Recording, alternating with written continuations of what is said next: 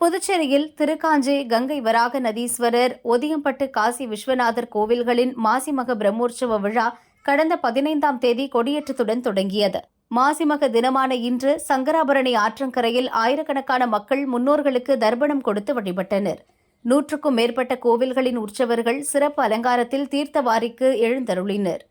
முன்னோர்களுக்கு தர்ப்பணம் கொடுத்த மக்கள் உற்சவர்களை தரிசனம் செய்தனர்.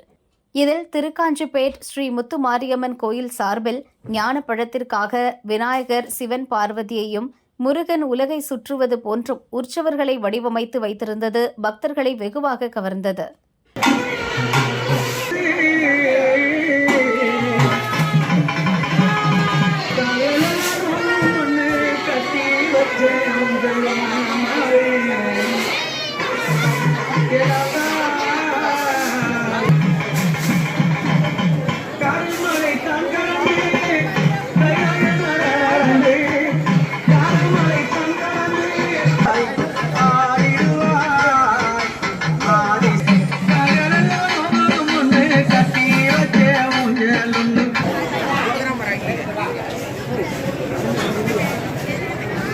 Kami juga.